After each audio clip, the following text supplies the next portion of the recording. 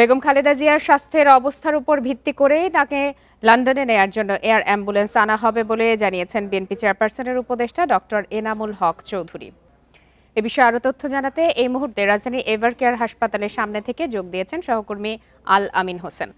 আল আমিন হোসেন, দলের পক্ষ থেকে তো বেগম খালেদা জিয়ার শারীরিক অবস্থা সম্পর্কে সর্বশেষ তথ্য জানানো হচ্ছে গণমাধ্যমকে। এর বাইরে আজ সেখানে কোন কোন নেতাকর্মী বা তার স্বজনরা কারা হাসপাতালে গেছেন এ বিষয়ে আপনার কাছে কি ধরনের তথ্য রয়েছে?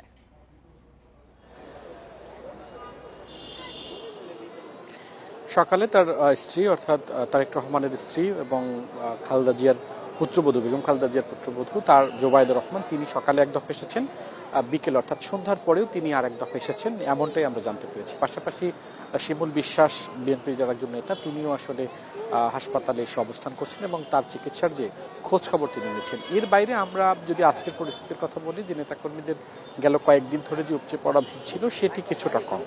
তবে এখানে যারা আসছেন তারা বিভিন্নভাবে দোয়া করছেন, মিলাদ মাহফিল করছেন এবং আপনি জানেন দেশের বিভিন্ন প্রত্যন্ত এলাকাগুলোতেও সাবেক প্রধানমন্ত্রী, তিনবার প্রধানমন্ত্রী বেগম খালেদা জিয়ার রোগ মুক্তির বিষয়ে বিশেষ প্রার্থনা হচ্ছে।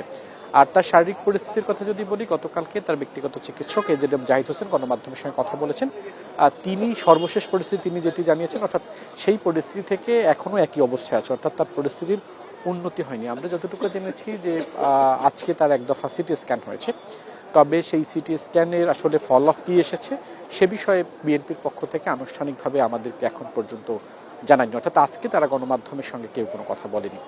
একটি প্রশ্ন যেটি বারবারই আসছে, তাকে দেশের বাইরে নেওয়া হবে কিনা, মানে কবে নেওয়া হবে, কিভাবে নেওয়া হবে, কোন প্রক্রিয়া নেওয়া হবে, সে বিষয়ে বিএনপির পক্ষ থেকে যেটি বলা হয়েছে, তাদের এয়ার অ্যাম্বুলেন্স প্রস্তুত রয়েছে, অর্থাৎ দেশের বাইরে নেওয়ার প্রস্তুতি তারা নিয়ে রেখেছেন। তবে দেশ এবং বিদেশের সমন্বয়ে যে আন্তর্জাতিক মেডিকেল টিম গঠন করা হয়েছে তার চিকিৎসার জন্য, সেই মেডিকেল বোর্ড যদি তাকে অনুমোদন দেয়, অর্থাৎ বিশেষ করে তার শারীরিক যে অবস্থা সেটি উড়োজাহাজে চলাচল করার ক্ষেত্রে কতটুকু সহনীয় বা সেটি নিতে পারবে কিনা, এইসব বিষয়ে সিদ্ধান্ত নিয়েই মূলত চিকিৎসকরা যদি বলেন যে তাকে দেশের বাইরে চিকিৎসার জন্য নেওয়া যেতে পারে, তখনই বিএনপির পক্ষ থেকে তাকে উন্নত চিকিৎসার জন্য লন্ডন নেওয়া হতে পারে। তবে সেটি কবে সে বিষয়ে এখন পর্যন্ত সুস্পষ্ট কোনো বক্তব্য নেই।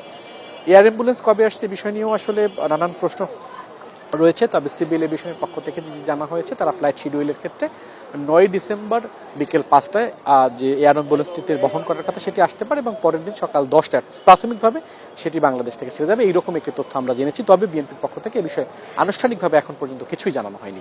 লোপা জানাচ্ছিলেন সহকর্মী আল আমিন হোসেন।